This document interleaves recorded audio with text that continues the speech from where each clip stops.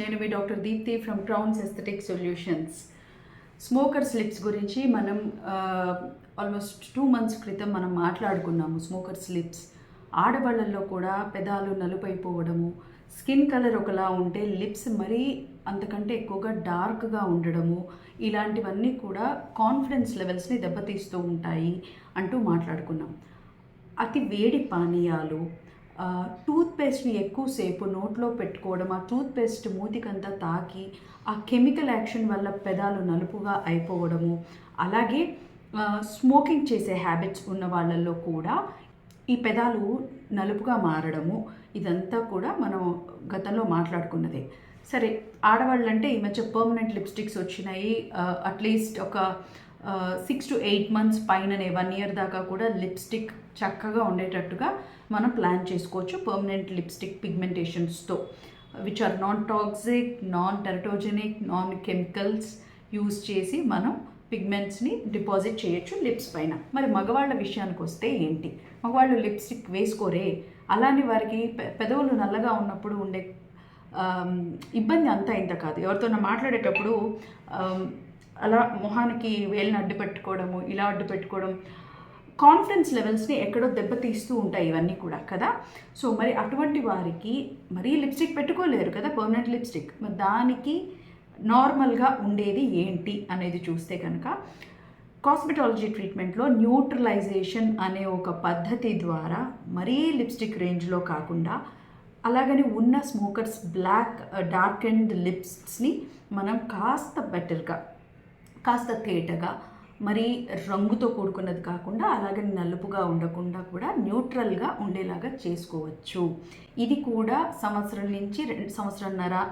కొంతమందిలో మళ్ళీ smoking habits లేదా వేడివేడి పానీయాలు లేదా సన్ ఎక్స్పోజర్కి ఎక్కువగా ఉండే వాళ్ళల్లో అతి కొద్ది కాలంలోనే, మళ్ళీ ఒక సంవత్సరం లోపే 8-10 నెలల్లోనే మళ్ళీ యథాస్థానానికి వచ్చే ఛాన్సెస్ ఉంటాయి. సో ఈ న్యూట్రలైజేషన్ అనే పద్ధతి ఎంతో అద్భుతంగా పనిచేస్తుంది.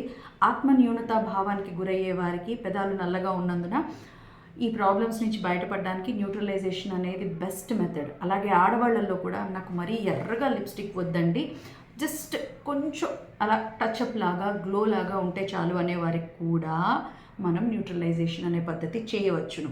Non toxic, non chemical, organic పిగ్మెంట్స్ని వాడుతూ మనం ఈ రంగుని రాబట్టచ్చు అనమాట. ఇదంతా కూడా హార్డ్లీ ½ an hourలో అయిపోయే ప్రొసీజరే. చక్కటి పెదాలు మీ సొంతం కావాలి. ఆ రంగు మీరే డిసైడ్ కావచ్చు ఏ రంగు కావాలి అనేది. ఆ రంగు మీకు ఎంత లైట్గా కావాలి, ఎంత డార్క్గా కావాలి అనేది న్యూట్రలైజేషన్లో మరియు పర్మనెంట్ లిప్స్టిక్లో మీరు డిసైడ్ చేసుకోవచ్చు. ఇది పార్లర్స్లో, స్పాస్లో కూడా చేస్తున్నారు, కానీ హైజీన్ మరియు ప్రోటోకాల్ అనేది చాలా ఇంపార్టెన్స్ని హోల్డ్ చేస్తుంది.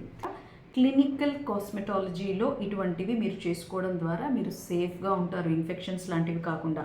ఇన్ఫెక్షన్స్ వచ్చినప్పుడు పెదాలు ఎలా ఉంటాయో కూడా మీకు నేను కొన్ని ఫొటోస్ పంపిస్తాను. ఇవి ఏవి రాకూడదు అంటే కనుక డాక్టర్స్ల పర్యవేక్షణలో మాత్రమే ఇటువంటివి జరగాలి. పొద్దున్న నిద్ర లేవగానే మన పెదాలు ఎలా ఉంటాయి? వాడిపోయి డ్రైగా, చాలా లైఫ్లెస్గా ఉంటాయి. మళ్ళీ మొహం కడుక్కొని కాస్త టచ్అప్స్, ఫేస్కి కోల్డ్ క్రీమ్ ఇలాంటివి పెట్టుకునే వరకు కూడా, మాయిశ్చరైజింగ్ లోషన్ ఇలాంటివి పెట్టుకునే వరకు కూడా డ్రైగా ఉంటూ ఉంటాయి.